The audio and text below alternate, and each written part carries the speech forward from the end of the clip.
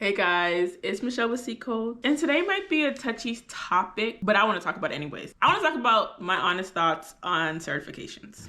One of the most common questions I get asked, honestly, is what certs do I recommend and how do I feel about bootcamp? I am going to tell y'all my personal view. I'm going to say it once and I'm going to say it one time only, and this will be the only video on it. So I get asked all the time about the bootcamps, my thoughts about certs, and like especially because it's like the new year, it's the beginning of 2026. People want to make their goals. They want to we're all aspiring to do great things. People are like, well, they want to sign up, go take a certification or go register for a bootcamp. My natural reaction is always no, until I know the reason why like you want it, and then it still usually is no after that, but I'll tell you guys why. I want to preface this with that this is my opinion on certain bootcamp, and obviously everybody has their own lived experiences. So for some people, bootcamps work out for them. For some people, certifications are very helpful, and I'm speaking off of what I've seen. What I've seen has helped people, and what I've seen has taken people's money. And I also do want to add that I have no certification. I have taken no bootcamp, and it's easy to say like, oh well, you have a STEM-based background for your major, like in school. But I do want to also remind you guys that my background, like my degree, is in mechanical engineering. I work in systems and DevOps. That's where I went. Like since I graduated school, I've never worked as a mechanical engineer. I've done internships while I was in school as a mechanical engineer. I did hardware CM, which that was just because the company that I was at needed somebody to like review documents, and because I knew how to read drawings, like CAD drawings and whatnot. But have I worked as a mechanical engineer as an adult? No. So I do have a background, a STEM-based background, and I do know that does also add to me not needing, for the most part, I've noticed in my own like career that having that background has helped me not need any form of cert or any form of bootcamp. But it's a combination.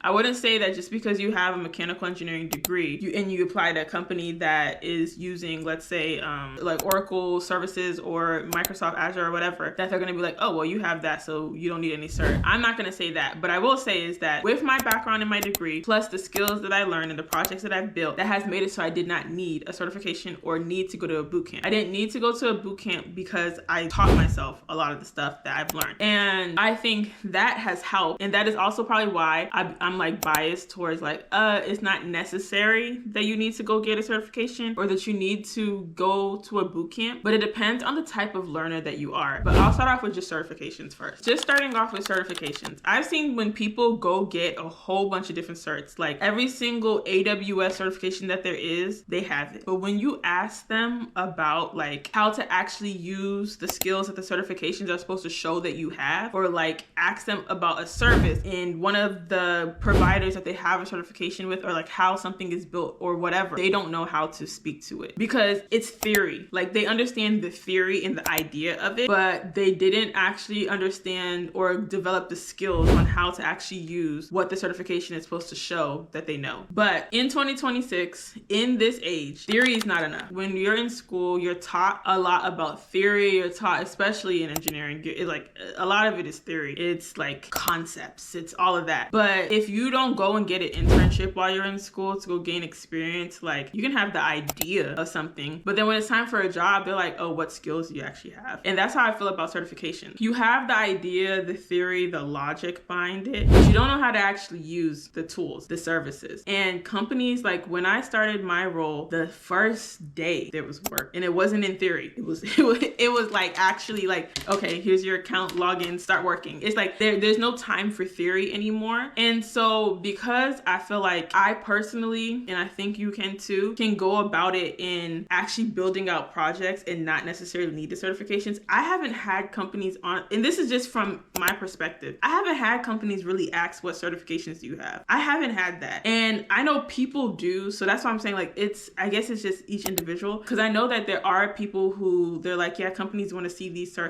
I personally haven't seen that, and I've worked for a while now and I haven't seen that. And you know what I might do? I might test it out. I might put my resume out there and see if I still get some hits without having these certifications. And the other thing is, for me personally, I'm not a good test taker. All the answers look correct. My friends always like, oh, Michelle, let's study and take one of the AWS certs, you probably pass because you use it so much. No, every single answer is going to look correct to me. I was never good at taking tests. Like, I wrote a Medium article about how in engineering, like, I really didn't understand how to do tests. Like, multiple, and let it be multiple choice, every single thing looks correct. Now, if it was like actual problem solving, like where I'm writing it out and then we're solving the problem, that I can do. But multiple choice, I'm not a test taker. So that's also the reason why I just don't do certs. I remember when I was in college, I studied for the A+, just never took it, but I studied it just so that I had the basic concepts and knowledge. It wasn't A+, it was Security+. But yeah, I studied for it so I had the basic concept and knowledge just because I wanted to know it. But I knew that I was never sitting down to take the exams. I don't like exams. My overall thoughts on certs is, if you want to get a certification, first figure out what it is that you want to do. So don't just get a whole bunch of certs. Like, there's so many AWS certs that you can get, but if you, for example, are a DevOps engineer, you may not need all those certs because you probably won't be using all those services. Or if you are a security engineer, you may not need all these certs because you probably wouldn't be using all those services. And get the cert maybe if your company would pay for it, or if you knew that you needed that cert to get the job. Don't get the cert, like, so if the certification is supposed to be able to say that you are a cloud engineer who knows how to create VPCs, create subnets, create users, create instances, create roles that